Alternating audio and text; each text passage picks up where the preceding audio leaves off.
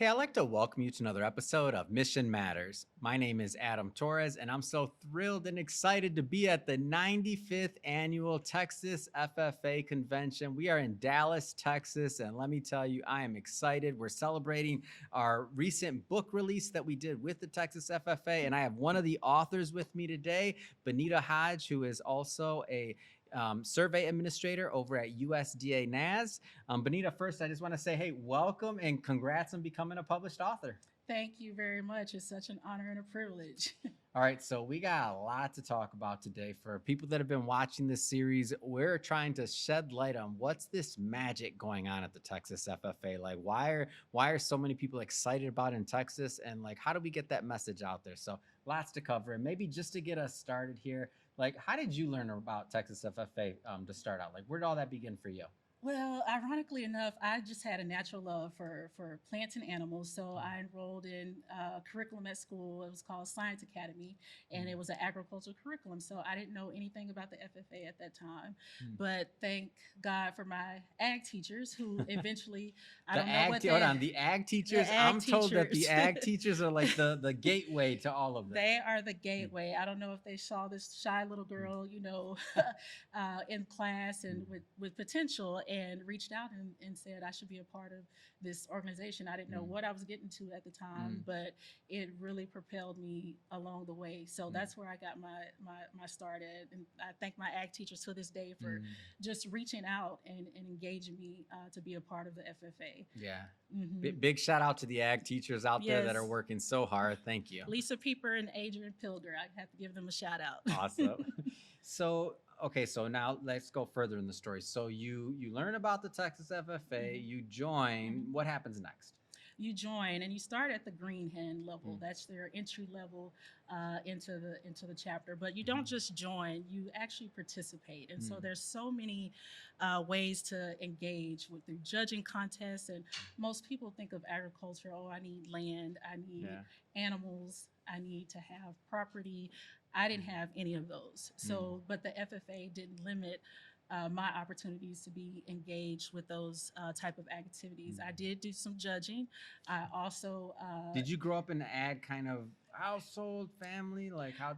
I did. My dad had a career, still has a career in agriculture in the natural resources side. And he grew up, of course, in ag. And my grandparents are really the foundation. They had not a big plot of land, but some small vegetable gardens. And I just enjoyed going out, being outside, helping them. And the first time, I tell this story all the time, the first time I helped my grandmother plant some tomato plants, and I actually got to see the seed go in the ground, see it come up as a plant, and then when you get that first bite of the fruit, real food.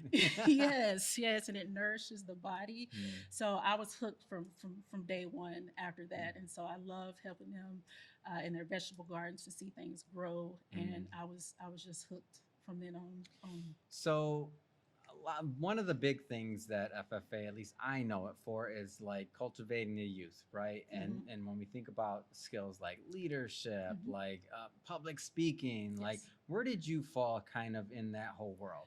Well, yeah, and that's really, like I said, I didn't have the land or the animals growing up, and so I was able to participate in chapter conducting, learning how to run meetings. It really helped me in my confidence in speaking in front of a group.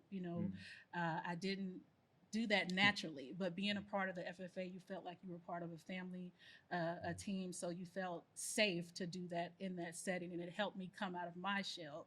And there's ample leadership opportunities in leading your own projects, working with other students as a team, judging, chapter conducting, job interview skills you get to. So the FFA doesn't just help with the education piece, but it also helps with personal growth and success in any career path. Yeah.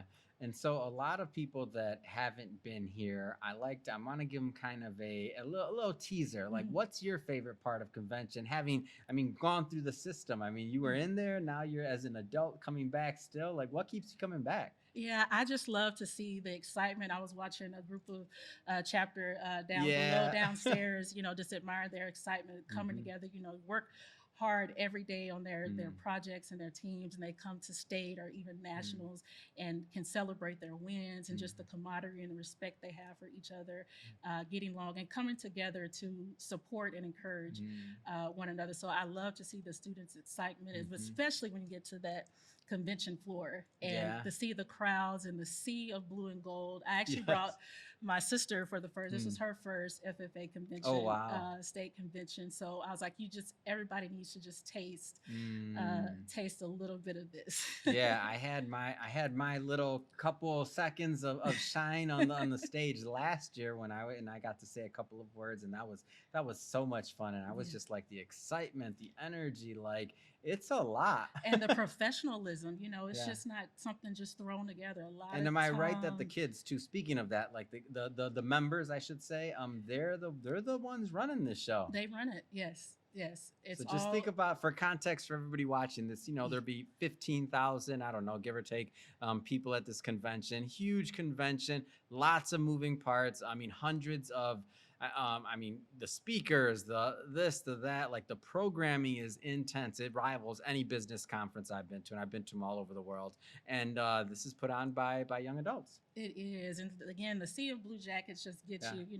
And I knew my sister when she first yeah, came, she was going to see that, like, look at the names, like, where's this group from? Where is this? To yeah. see just from all over the state. Yeah. So one of the things that I'm always curious about here, because I don't know, again, I'm an outsider. I'm just getting to know this. Year two, I'm coming back year three, already decided. I think that one's going to be in Houston, if I'm not mistaken, um, next year. Uh, the amount of prep that goes into these presentations and all of these, like for somebody watching this, we're not going to have footage on this, but like for them to show, like, and to be able to demonstrate and do what they're doing, whether it's the debate side of things, and I'm probably using the wrong words, but maybe could you give me a little bit of a flavor of what that was like? Yeah, it takes a lot of time and effort on the students to not just work. And that's what I love about the FFA. It's not just, it's education beyond the classroom. Mm, So it's a lot of hours outside of the classroom, working on mm, projects diligently, spending time going over your speeches, mm. working with your animals, getting up in the wee Oh, hours of the yeah. morning and feed. So it takes a lot of time and care. And I think that's why the students are so passionate about, when they get to this level and want to go on to nationals, that it's more than just a task. It's an impact, and they put their heart and soul into it. And it seems to me like there's room for many different interests here. So you Hmm. mentioned animals on one side, obviously agriculture on another. The Whether it's business through speaking or Hmm. through leadership, or like there's no like one size fits all FFA. There's no one size fits all. There's so many different competitions. If someone is looking Mm-hmm. into go into to law, there's ag issues, looking at the Mm, landscape of how the laws affect agriculture and yeah. land and um, you know livestock industry. Mm, There's so many different avenues that people can go into. It's not just yeah. production agriculture. Mm. So speaking to the, let's just say that there might be some students that get this somehow, some way. They're on YouTube, they're looking around, and maybe they see this. Somebody in, way back when, they're thinking about joining, they're thinking about getting involved. Like, what would be your message to Join.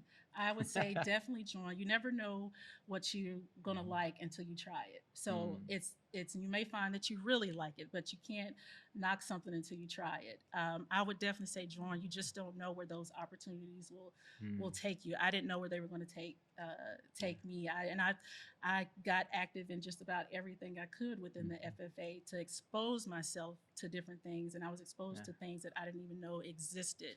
And like you said, Same. I'm learning every convention. I'm learning. I mean, yes, there's, turf grass mm, management, there's, livestock issues, there's food and nutrition. Even if you're going mhm, to be a dietitian, there's animal nutrition, but just nutrition in general, mm, of what we eat from the land ourselves, not just the animals. So yeah. there's so many different avenues to take. And if you just want to be a part of a family where you can grow internally and Mhm, develop. If you're not comfortable speaking, try mhm, try yours. It's a safe place yeah. to test those talents. So And this affected, I mean, for context, so this, for everybody watching, this, I mean, this affected your entire life. I mean, now you, after you graduated Texas FFA, you kept going down that path up until what you're doing now at USDA-NASS. I mean, maybe tell us a little bit more about that. Yes, my whole career has been around Mhm. agriculture, and again, I love the physical side of it. But as now, I'm an agriculture statistician, survey administrator, and I'm looking more at the numbers, and within our agency, Mhm. a lot of decisions are made regardless if we have information. So we're Mm. passionate about getting information so Yeah. better decisions can be made, Yeah. and that's what we do with looking at what we produce here in the U.S. So just good decisions can be made based off of accurate numbers. Can you give me just a little glimpse of what that looks like? Because I know you go through this a little bit in the book. By the way, everybody pick up a copy. But uh, like in terms the like the kind of numbers and what you're forecasting or what you're looking at. yeah, so just in general, if you all haven't, or if you do have land now, you probably have Mm. received the Census of Agriculture. So we just Yeah. wrapped that up for the 2022 production year. Mm. And so it is a complete census of all the farms in the U.S. Mm. So what Sounds have like we? it sounds like a small project. Pretty It's small little, you know. Yeah, Yeah, and right. so with that information, It's we're able amazing. to tell, how much cattle is being produced, Mm. how much corn, Hmm. soybeans from field crops, Yeah. vegetables, livestock, what all is we producing. That way, Yeah. that information it works with supply and demand, and that so we do put out different forecasts, Mm. yield forecasts throughout the year, Mm. and just try to keep up. We have one uh, report. Is our crop stocks reports or our Mhm. ag surveys. And so we start at the beginning of the year looking at intentions of what the farmers are going to plant, and we take Mm. that all the way to the end of the year for what is produced Mm. through production. So So a lot of numbers. They call us the fact finders of U.S. agriculture. yeah. So just about any aspect, you can go to www.usda.nas and find Mhm. .gov and find our numbers. So That's awesome. mhm. So let's talk a little bit about the book. So Yes, that's what I'm what? excited about. So there we go. There we go. Come on. Yes. So what do you hope that, I mean, a lot of different things you could have talked about, a lot of different angles you could have come from. Like Mhm. tell us a little bit more about why you chose your topic Uh-huh. and what you hope your readers will get out of it. Yes, I think the best thing that you can tell anybody is about your own personal experience. So Mm. I chose to tell my story and Yeah. how FFA and agriculture has impacted my life. Like you said, where I got Mhm. my start. That was the best thing I can offer the students is my Mm. experience. So I told a little bit about my story and my FFA career in high school, Mm. and also giving just some tips on leadership and just looking at the book from start Yeah. to from cover to cover is just amazing. There's so many nuggets in there, and just some of the congruency across the groups. And if I had Mhm. this book at Yeah. this level, there's no telling where I would be. So it's got a lot of good nuggets in there to put you on your way. You'd be far well advanced with knowledge from reading this book Oh, it's as a awesome. youth. Yes. We're absolutely thrilled to have you in the book, and it's really an honor to publish your work and to get it out to all of our readers. We want you to definitely go pick up a copy; like you will not be disappointed. Texas Leaders Volume One. It's a great book.